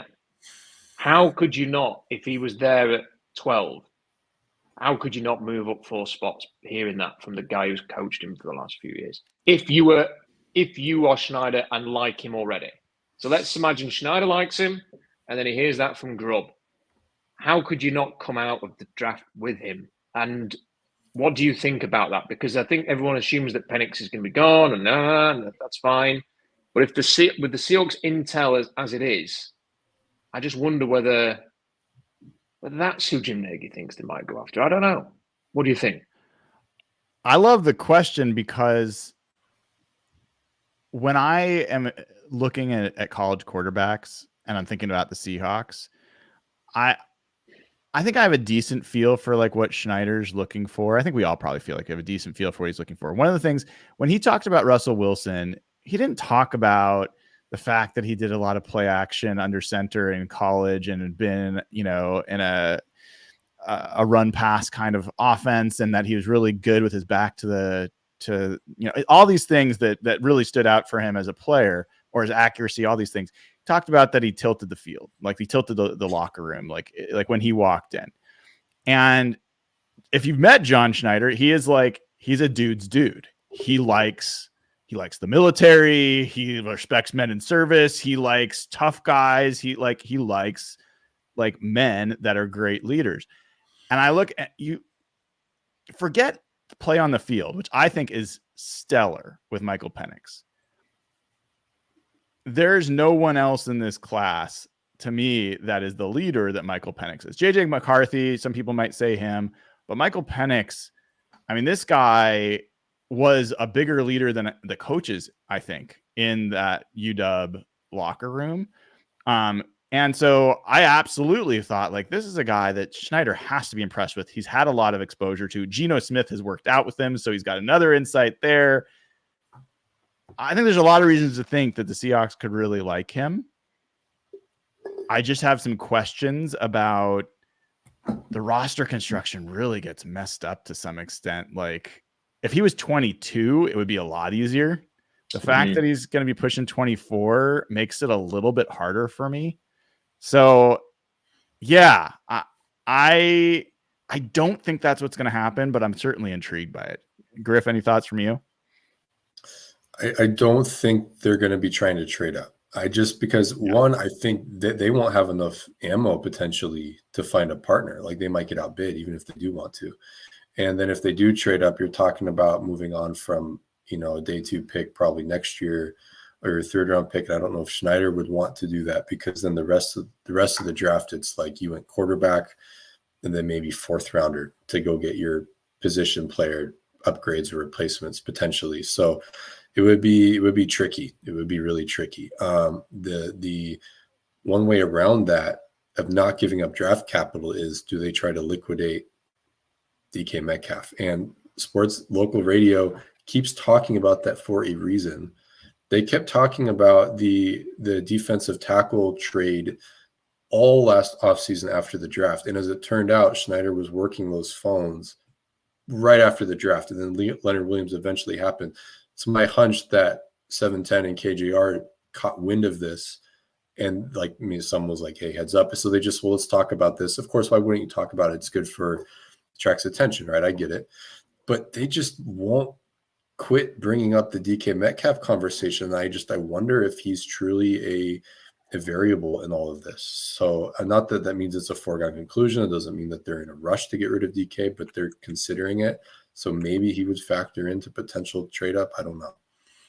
Can I just say on that? Yeah. Hugh Millen has said on a number of occasions, and he does it with a very much a nudge, wink, wink. I've talked to John Schneider about this, and he always says that they are absolutely desperate to make DK Metcalf like the focal point under Ryan Grubb. So he said that a few times. The only thing I would say is, I agree with you. I think the minute they traded for Sam Howell, that suggested that they don't believe they're going to come out of this draft for the quarterback. So I would agree with that. It's just, I don't know, man. There's just something about if Grubb believes in the guy, how can you not do it? And the other thing is that they've kind of filled all their whole so you've brought linebackers in. We all agree here they need another one, but they've brought linebackers in. We all agree they need another safety, but they've signed safeties.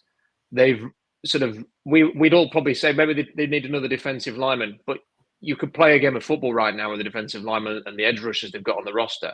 The only kind of real serious now, they signed Laken Tomlinson. So you could even say, well, if they just get a guard in round 4, then they can play a game today. So they've kind of they've set the table to do whatever they want to do. So if they wanted to do that, I think they could.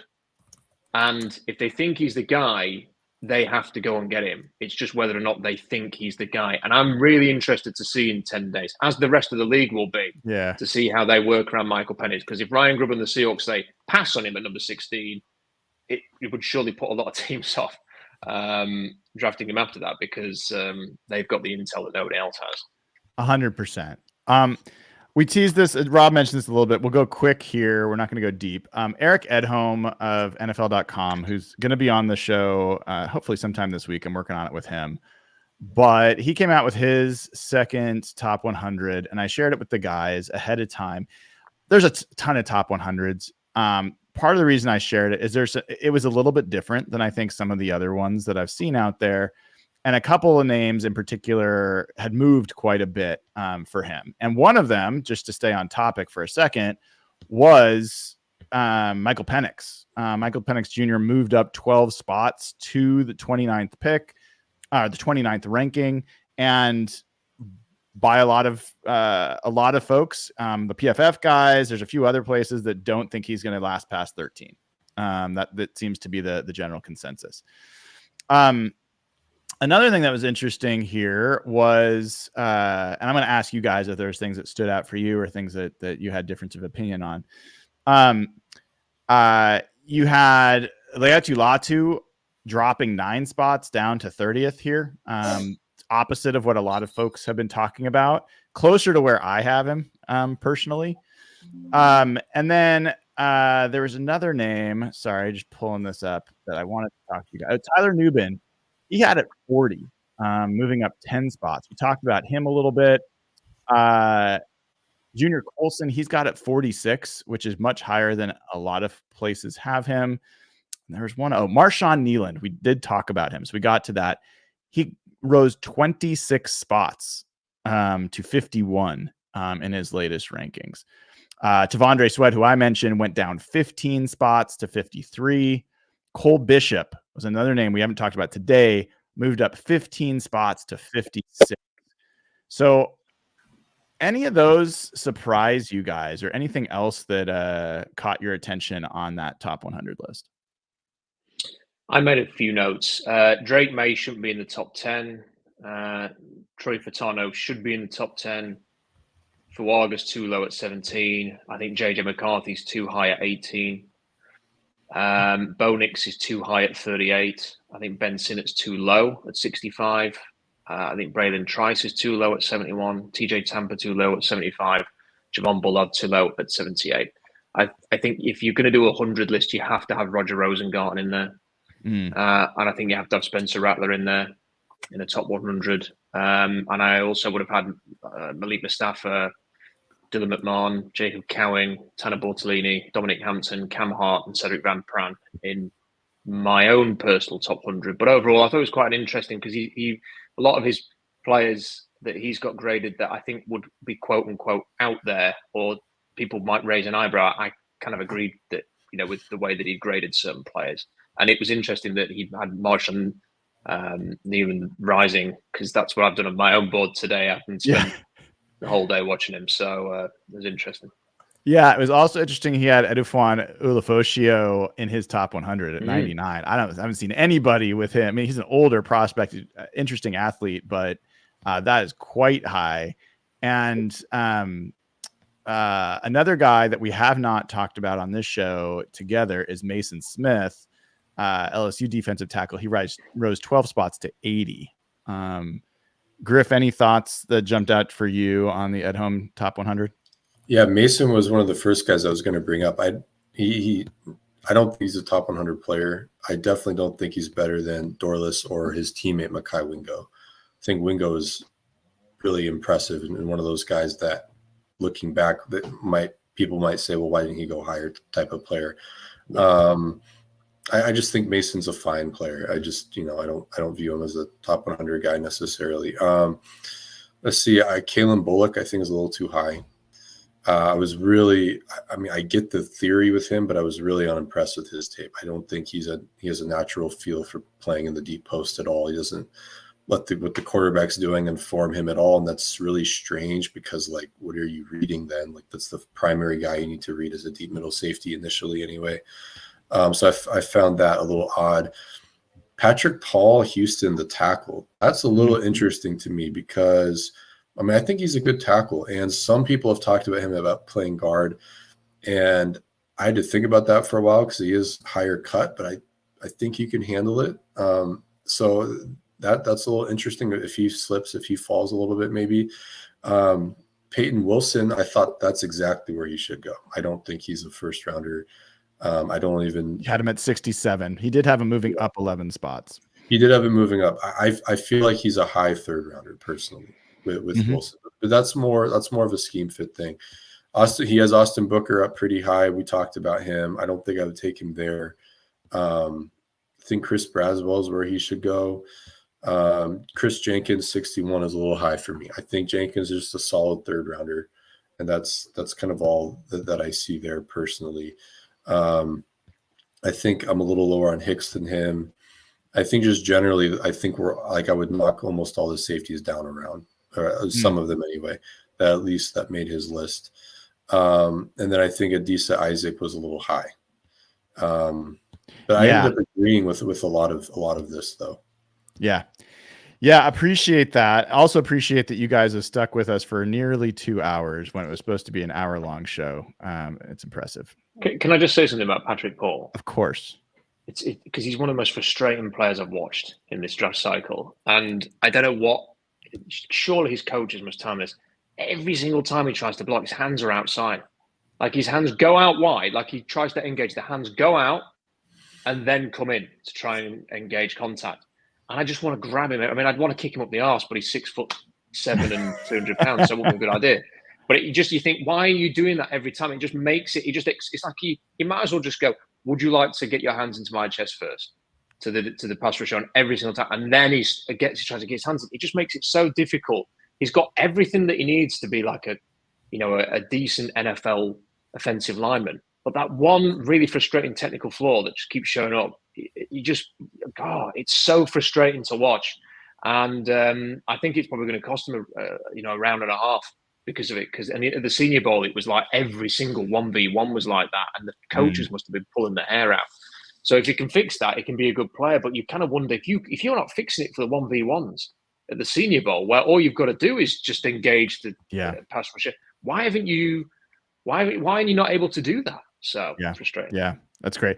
Well, let's end it on this. A question from a member, Hawks fan, Matt Mann, gives a super chat as well. Thank you for that. It says, with as important as a draft as this is for the Seahawks, where's your confidence level that they're going to nail it? Griff, we'll give you the first go with that one. I think that Schneider is good at drafting in the top half of rounds compared to other GMs. So I'm fairly confident. My confidence wanes when he's drafting the bottom half compared to other GMs drafting the bottom half. So 16 is right on the cusp, though, right? And they might trade back. I feel confident that it'll be a good draft. I don't know about nailing it. I don't think he's going to nail it, but I think it'll be a good draft. Rob, how about you? Now, I'm very confident that we will come out of the draft and say that the Seahawks did a good job, and we'll like the players, and we'll probably all have a conversation where we can say nice things about the draft class and potentially give it like an A or a B grade or something like that. I'm just not convinced. I need to see it to believe it that they can have a transformational draft, and I think that's kind of what they need. I've been talking a bit this week that I think I've got a theory that maybe the Vikings will just take Michael Penix number 11 and then trade up from 23 to get Byron Murphy, because they seem to have a lot of interest in him. And then if they were to be able to do that, and I don't think it would cost them a 2025 first rounder to move up from 23 to say 15 to make sure that they could get Murphy. If they get those two players and don't go up the 2025 first rounder, I think the Vikings will be all set to be, very, very competitive within a year. And I just don't feel that way about this. I don't think I'll come out of this draft thinking, wow, the Seahawks are that close now. Like after the 2012 draft, you thought, if this all comes together, they could be close. And then the following year, you're right, now they're going to be something special. And it just feels to me like the Seahawks have got into this habit of being very good at drafting soundly, and everybody going, yeah, that's pretty good. But they need something more than that. They need a draft where it just sort of transforms everything and energizes the franchise, because I kind of feel like we're on a treadmill at the minute. And what we actually need to do is get off the treadmill and run a marathon. That's well said. And I think if you just look at our last two drafts, congratulations, you got two good running backs. If those have been two good defensive tackles, how would you feel differently? Or two good offensive linemen, how would you feel differently? And if you look at the drafts in general, there's good quality throughout those drafts, but only Devin Witherspoon right now clearly is in a trajectory to be a blue chip player. I think JSN will get there. I have some confidence he has the potential to move into that kind of category, but he didn't do that last year. And even if you think Kenneth Walker can be, which I'm not sure I believe that, it's at a position that isn't that valuable. So I agree with Rob that this draft is not enough to be good. That is just treading water. That is just continuing to be a mediocre team in the NFL. They need difference-making players, and they need multiple difference-making players. And what I was talking about with Jeff and the other guys is it can't just be the first rounder. Like if you look at the 2017 Saints draft, you look at the 2010 to 2012 Seahawks draft, it was 5th, 6th, 7th rounders that were hitting, that were becoming elite players, and they have to do that. So to answer the question, I think this is an A grade draft for what the Seahawks need to really take a step forward. My confidence that they're going to extract the value that they should out of this draft with John Schneider's drafting philosophies, especially around interior offensive line and interior defensive line, give me a lot of pause. So I have like a C minus level of confidence that the Seahawks are going to come out of this draft extracting the value that they should have. I think the draft from a talent perspective sets up pretty well if they make the right moves. And the one caveat I'll give in their defense is they're going to potentially have to find a willing trade partner to get a second round pick. They're going to have the draft fall to them in the right way if they move back in the first round. So it is a delicate surgery that the patient's going to be open there. They're going to have to be amazingly precise with their moves to actually nail this. You know, if they got, though, the next great pass rusher, whoever that is, interior or edge, in the first round, let's say, or if they drafted Penix and he ended up being a great franchise quarterback, that one pick could actually be the difference, couldn't it? I mean, it could. But they'd need greatness from that one player. They do, and I think they're going to need more than that one. But this is all about trajectory, and it's about how many years you're going to have these players under control before you coalesce into that. So yeah, there's not one way to do it. I think you're right, Rob.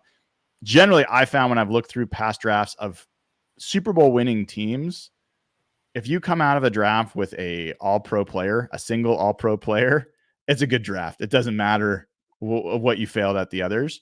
If you come out of a draft with 5 starters, but none of them are Pro Bowlers, not really a great draft in most cases. So I do think elite talent is what ends up being the arbiter of just how good of a draft is. Griff, did you want to say something before I wrapped? No. Okay. I'm in agreement there. Cool. All right.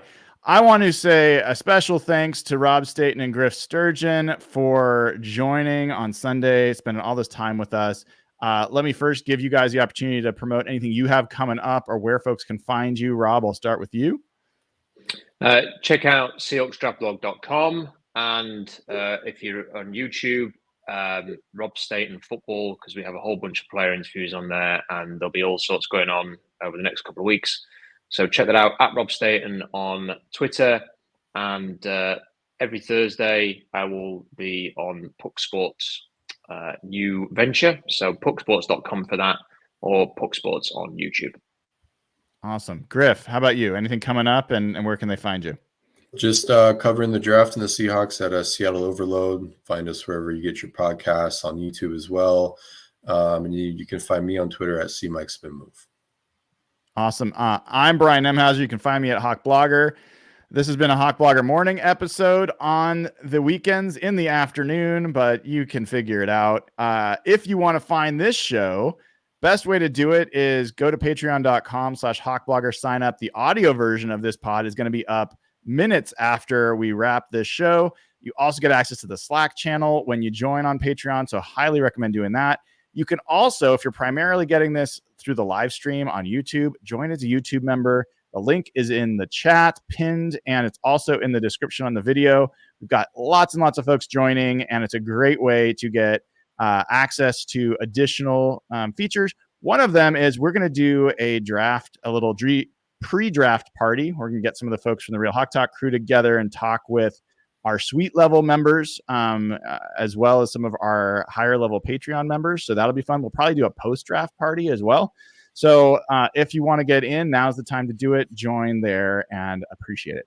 Nothing else, give the show a like, click subscribe, and we will try to be back next weekend if I can rally the guys one more time, the weekend before the draft.